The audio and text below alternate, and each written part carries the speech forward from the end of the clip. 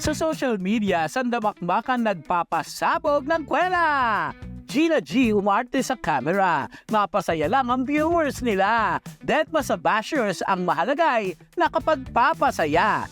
Dito sa Indang Cavite, nakilala namin ang Todo Family. 5 miyembro ng pamilya, pero iisa ang itsura. Wow, ang lakas ng jeans nyo ha! Camera yan, no? Alam ko na yan, eh. May ganyan din kami dati, nabenta lang, eh. Si Mark Logan ka, no? Todo kilala kita, eh. Napapanood kita sa TV. Ang Todo Family nasa likod pala ng katauhan ni RV. Hello, Galogs! Ako si RV Shera, ang mukha sa likod ng Todo Family. Yung content ko sa social media, yung mga family comedy contents na relatable, yung mga normal na nangyayari sa pamilya sa pang-araw-araw. Nagsimula yung pagbibideo ko ng Todo Family nung pandemic kasi wala tayong magawa sa bahay. Yung gusto ko lang magbigay ng aliw sa mga nanonood. And then nakita ko si Cindy, yung manika nga, na nag-video na lang ako ng isang beses. Tapos napansin ko na parang patok siya sa mga tao na gusto nila na something bago na kakaiba, di ba? Yung manika siya eh. Pero nagawa ko ng buhay, naging para siyang bata na talaga eh. Doon ko nasimulan na mag-introduce ng bawat members ng family. Sa Cindy, kay Nainay, kay Arbe, hanggang sa lumalaki na yung members at dumadami na yung mga kasamahan ko dito sa Todo Family. Kaya nakakatawa lang kasi nagugustuhan siya ng mga tao. Kanina, ay nako. Cindy, ay nako. Sige, ayan, nahala ka. Nasabi ko na eh. Ano yung tara na? Ay nako. Cindy, bakit kasi pasama-sama ka pa? Naputulan ka tuloy na pa.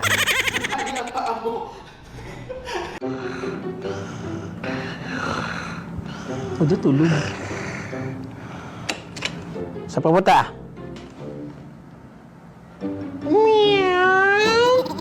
Arbe, mukhang galang-gala ka talaga. Isara mo na yan at baka magkagera.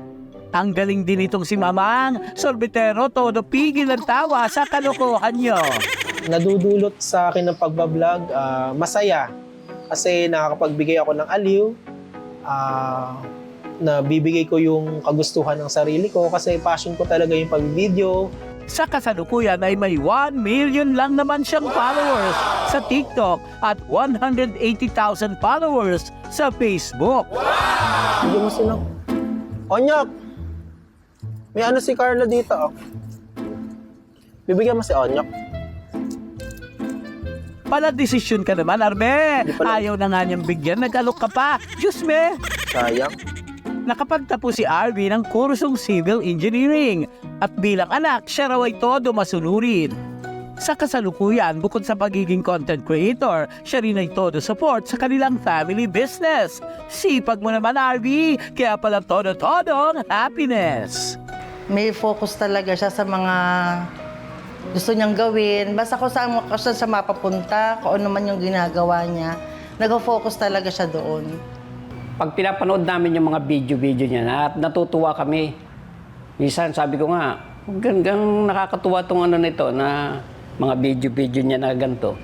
Marami siyang, sabi ko nakikilala ka. Minsan pinasabi ko nga, po pagka ano ka ako, huwag ka nang sumama sa amin kasi ang daming nagpapapicture ka ako sa iyo. Eh kami ka ako marami pupuntahan. Sabi, natutuwa ako. So ayun, habang pinapanood ko yung mga video niya, pag dumadaan siya sa newsfeed ko talaga, natatawarin naman talaga ako. Hindi niya kami nakakalimutan. Hindi niya kami nakakalimutan kahit may trabaho siya.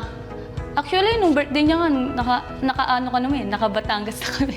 Ganun lang, parang hindi siya nakakalimot sa pagiging kaibigan namin. Yan nga ba sinasabi ko, Cindy, eh, kaya naman pala hindi pa natutulog eh. Tinaas-taas mo pa yan dyan ang iyong duyan na iyan. Cindy, dali na matutulog na. Anong oras na dali na matutulog? Ituloy mo lang ang todong pagpapasaya, RV. Dahil sa iyong POV, marami kang napapangiti. Ikaw ang patunay na ang mga tipikal na senaryo ng pamilya di dapat ikinahihiya. Dahil isa itong masayang alaala na kapag binalikan talaga namang hagal pa ka ng bongga.